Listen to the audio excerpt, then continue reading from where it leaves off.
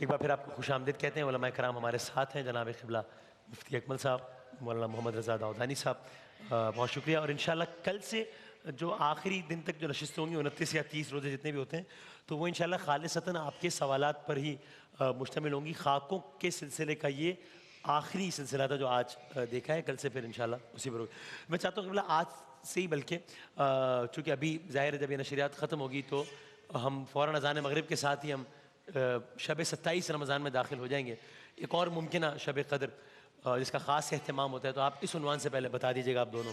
اعوذ باللہ من الشیطان الرجیم، بسم اللہ الرحمن الرحیم۔ دیکھیں اللہ تعالیٰ نے سورہ دخان میں ارشاد فرمایا کہ انا انزلناہ فی لیلۃ مبارکہ، کہ ہم نے اس قرآن کو ایک بابرکت رات میں نازل فرمایا، جس کی سری گواہی خود اللہ تبارک و تعالیٰ دے، اس کی برکتوں میں شبہ کیا ہو سکتا ہے۔ صحیح۔ اسی لیے ایک روایت میں ہے کہ من حرم فیہا فقد حرم، جو اس رات میں محروم ہوا تو بے شک وہ محروم ہی ہوا۔ تو اس لیے کوشش یہ کرنی چاہیے کہ اس رات کو زندہ رکھیں۔ زندہ رکھنے کا مطلب کیا ہے؟ اللہ تعالیٰ کے قرب کے لیے کوشش کریں۔ وہ نماز پڑھنا بھی ہے، قرآن پاک کی تلاوت، پروگرام کوئی ہیں سوال جواب کے وہ دیکھیں، نعت خوانی کی محفل ہے وہ اٹینڈ کر لیں، یا ٹی وی پر آپ ہماری سسٹرز جو ہیں گھر میں کر سکتی ہیں۔ لیکن میری گزارش یہ ہے کہ سب سے ضروری چیز یہ ہوتی ہے کہ جو سابقہ زندگی کے گناہ ہیں ان کو بھی پیش نظر رکھیں، کہ بعض اوقات بعض گناہ ایسے ہوتے ہیں جو مغفرت کے دروازے انسان پر بند کر دیتے ہیں جب تک انسان توبہ نہ کرے، جیسے قطع رحمی ہے، دلوں میں مسلمان کے لیے بغیر شرعی وجوہات کے کینہ رکھنا ہے، اور خصوصی طور پہ ماں باپ کے نافرمان، جو ماں باپ کی آنکھوں میں آنکھیں ڈال کے گفتگو کریں اور ان کے سینے پر چڑھ کے ان کی کمزوری اور بڑھاپے کا احساس دلائیں، اور پھر شب قدر آ جائے بچوں کا ہاتھ پکڑ کر ٹوپی پہن کے اگلی صف میں جا کر بیٹھ جائیں، اور بڑے جیسے ہم نے بہت بڑا تیر مار لیا، پہلے ماں کو تو راضی کریں، والد کے ٹوٹے ہوئے دل کے اوپر بھی تو مرہم رکھیں، ان کے دل سے دعا نکلے گی، آپ کی ہر رات شب قدر بن سکتی ہے۔ لیکن اگر وہ ناراض ہوئے تو ہو سکتا ہے آج رات مغفرت کے دروازے بند ہوں۔ اللہ اکبر۔ داؤدانی صاحب۔ بسم اللہ الرحمن الرحیم۔ ظاہر ہے کہ اتنے قیمتی لمحات ہیں، ان کی قدر کرنی چاہیے، اور وہ قول امیر المومنین کا بالکل ذہن میں رہے کہ الفرصت تمر مر السحاب، کہ یہ فرصت کے لمحات ہوتے ہیں کہ جو اس طرح سے گزر جاتے ہیں جس طرح سے آسمان پر بادل آ کر گزر جاتے ہیں، پتہ بھی نہیں چلتا کہ کب بادل آئے اور کب چلے گئے، لیکن انسان ریئلائز کریں تو وہ بادل اسے سایہ بھی فراہم کرتے ہیں، اور اس بادل سے اگر بارش کی بوندیں زمین تک آ جائیں تو یقیناً زمین زرخیز بھی ہو جاتی ہے اور انسان کے لیے پانی بھی فراہم ہو جاتا ہے۔ بالکل اسی طریقے سے یہ پروردگار عالم کے رحمت کا دسترخوان ہے جو پورے ماہ مبارک رمضان کے اندر بچھا رہا، نہ اس کے دن ان کا مقابلہ باقی مہینوں کے دن کر سکتے ہیں، نہ اس کی راتوں کا مقابلہ باقی باقی مہینوں کی راتیں کر سکتی ہیں، نہ اس مہینے کے لمحات کا مقابلہ باقی مہینے کے لمحات کر سکتے ہیں، اور خاص طور پر جو پروردگار عالم نے شب قدر کا تحفہ اس مہینے کے اندر رکھا ہے، اس کا تو پھر پروردگار عالم نے قرآن مجید کے اندر ہی اس انداز سے ذکر کر دیا کہ خیر من الف شہر، کہ 1000 مہینے مل کر بھی اسے ایک رات کا مقابلہ نہیں کر سکتے۔ تو سمجھ میں آتی ہے بات جو بالکل بادی نظر میں، یعنی جس کے لیے کسی راکٹ سائنس کی ضرورت نہیں ہے، کہ اگر اس شب کے اندر کوئی ایک عبادت کر رہا ہے تو وہ سمجھ لے کہ یہ ایک عبادت اس کی 1000 مہینوں کے برابر تو ہو گئی۔ تو اگر آپ بلکہ خیر من الف شہر کا مطلب تو یہ کہ اس سے بھی بہتر ہو گئی، لیکن کم سے کم اتنا تو ہو ہی گیا۔ تو وہ اگر ہم کمپیریزن کریں کہ من جاء بالحسنۃ فلہ عشر امثالھا، کہ عام دنوں میں بھی اگر کوئی نیکی کرتا تو 10 برابر تو اس کو مل ہی جانا تھا، تو 10 برابر عام دنوں کے اندر کم سے کم ملنا تھا، ورنہ زیادہ سے زیادہ اگر آپ دیکھیں تو سورہ بقرہ میں تو پروردگار عالم نے یہاں تک کہہ دیا کہ واللہ یضاعف لمن یشاء، کہ خدا بڑھا دیتا ہے جس کے لیے جتنا چاہتا ہے، جتنا خلوص بڑھتا جائے گا، جتنی ریاضت بڑھتی جائے گی، اتنا ہی زیادہ اس کا ثواب ویسے ہی بڑھتا جائے گا۔ یہ عام دنوں کی بات ہے، لیکن اب اگر اس کے بعد ماہ رمضان آ گیا کہ جس میں ویسے ہی معاملہ یہ تھا کہ اگر کسی نے ایک آیت کی تلاوت کی ہے تو پورے قرآن مجید کی تلاوت کا اسے ثواب مل جائے گا۔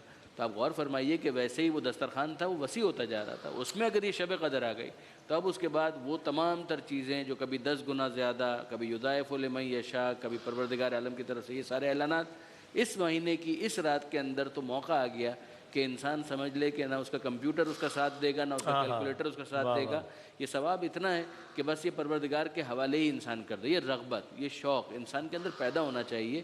کہیں پر اگر اس کو پتہ چل جائے نا کہ یہاں پر مجھے ریٹ آف ریٹرن زیادہ ملنے والا ہے، تو آپ دیکھیے کہ کس طریقے سے یہاں سے انویسٹمنٹ وڈرا ہوتی ہے اور وہاں پر کی جاتی ہے۔ تو یہ تو موقع ہے کہ جتنی پونجی ہے وہ ساری لگا دی جائے، اور پھر اس کے بعد اپنا دل اس طرح سے تیار کرے کہ یہ انویسٹمنٹ کا قاعدہ، کرینہ، سلیقہ، ڈسپلن اسے آ جائے، تاکہ باقی سارا سال بھی وہ اسی طریقے سے برقرار رہے. انویسٹمنٹ کرتا رہے. تو اللہ اسی بات کو آگے رکھتے ہوئے کہ اگر اب ہم کچھ کوشش کر سکیں اپنے لیے، میں کہہ رہا ہوں کہ آج کی رات کے تو اعمال ہیں ہی، کچھ ایسی بنیاد بھی پڑ جائے جو آگے سارے سال کام آتی جائے.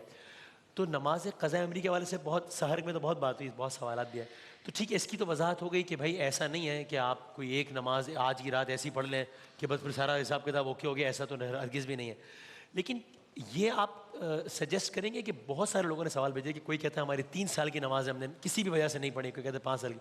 تو آج کی اس رات کو کم از کم ایک اچھا آغاز بنائیں، اور پھر جو علماء نے بتایا تھا سب نے کہ بھائی ایک رف اندازہ لگائے کہ اچھا اتنے عرصے کی نماز ہے، تو بس اس کو کم از کم شروعات سے کر لیں تاکہ اگلے رمضان تک یہ بوجھ کم ہو جائے، پھر اور بوجھ کم ہو جائے. یہ آپ سجیسٹ کریں گے؟ جی بہت اچھی بات ہے، لیکن یہ تو مشورہ ان کے لیے ہوگا کہ جو وقتی فرض نماز ادا کر رہے ہیں، فرائض واجبات ادا کر رہے ہیں. جو وقتی بھی نہیں کر رہے وہ، ابھی میں گیا ایک شاپ کے اندر، ابھی رمضان کی بتا رہا ہوں، 2 لڑکے بیٹھے ہوئے، انہوں نے ماسک لگایا ہوا. میں سوچنے لگا کورونا تو ختم ہو گیا، پھر یہ کیوں لگایا ہوا ہے؟ پتہ چلا وہ پان رکھا ہوا تھا، احترام رمضان میں لگایا ہوا تھا. اور وہ پتہ کیسے چلا، اس نے انج کر کے ایک پچکاری ماری، اور ماشاءاللہ ہٹے کٹے دونوں نوجوان. اللہ ان کو استقامت دے. اب یہ جب صورتحال ہے، اس میں اس قسم کے مشورے دینا، تو بہرحال آپ کا حسن زن ہے لوگوں سے، اور ہونا بھی چاہیے، بہت اچھی بات ہے. تو جو استقامت پذیر پہلے ہی ہیں تو بالکل وہ قضا نماز کا آغاز کریں. لیکن یہ بھی ایک اللہ کی رحمت تو بہت بڑی ہے، کسی کو اپنی آغوش میں لے لے، لیکن یہ کوئی قاعدہ قانون نہیں ہوتا کہ اس رات میں اگر آغاز کریں گے تو پھر شیطان بھی ڈر کے پیچھے ہٹ جائے گا، نفس بھی کہے گا ارے بھائی اس نے شروع کر لیا اب تو پیچھے ہٹ جاؤ. ایسا نہیں ہے. تعلیم شرع ضروری ہے، صحبت ضروری ہے، ضروری علم دین حاصل کر کے اس کے روشنی میں اپنا احتساب ضروری ہے. حقوق العباد کی ادائیگی. ایک آدمی قضا نماز ادا کر رہا ہے، حقوق العباد ادا نہیں کرتا، تو وہ نماز سے تو بری ذمہ ہوا، لیکن حقوق العباد اللہ تعالیٰ کے حق سے زیادہ اشد ہے. یہ تو اللہ تعالیٰ بخش دے گا اگر چاہے گا تو، لیکن اس کے لیے اس نے اپنے ذمہ کرم پہ کر لیا ہے کہ مظلوم کو سامنے کھڑا کر کے بدلہ دلوائے گا. اب اس پہ توجہ نہ ہو، اور ہماری بہنیں وہ پرچے تلاش کرتی ہیں، کوئی ایسا پرچہ بتا دیں 2 رکعت نماز میں 50 سال کی عبادت کا ثواب.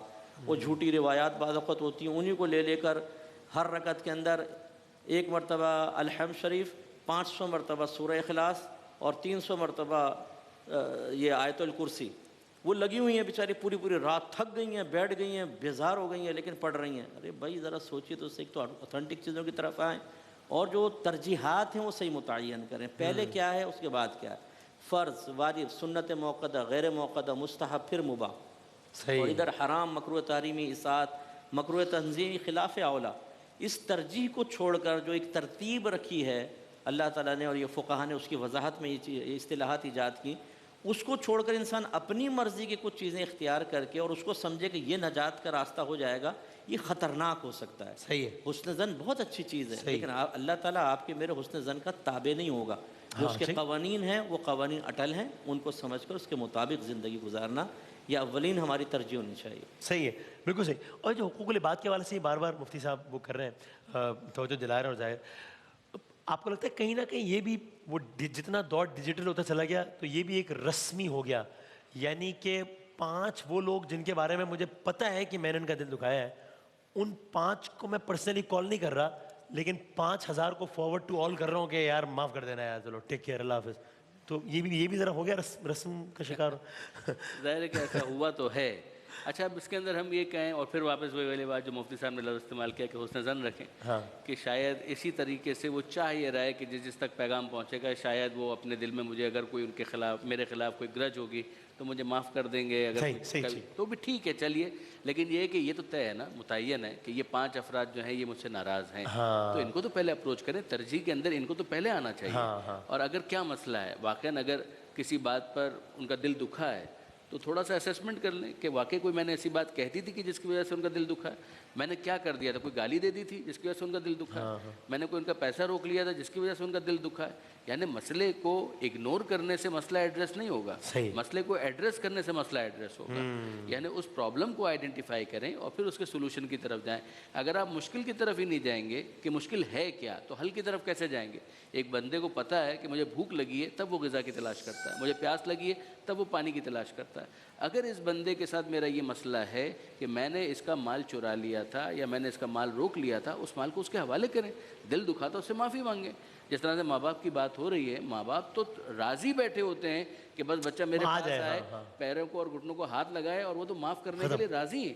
میں نے بعض اوقات یہ جملہ کہا تھا، تکرارن عرض کرتا ہوں کہ دنیا کا سب سے آسان کام اگر آپ مجھ سے پوچھیں کہ وہ کیا ہے تو میں کہوں گا کہ ناراض ماں کو راضی کرنا ہے۔ اس لیے کہ آپ کچھ نہیں کرتے تب وہ اتنی دعائیں دیتے ہیں، اگر آپ تھوڑا سا آگے آ کے اس کے ہاتھوں کو بوسہ دے دیں، اس کی پیشانی کو بوسہ دے دیں، ایک پھول لے کر آ جائیں اس کے لیے، تو آپ دیکھیں گے کہ معاملہ کہاں سے کہاں پہنچ جائے گا۔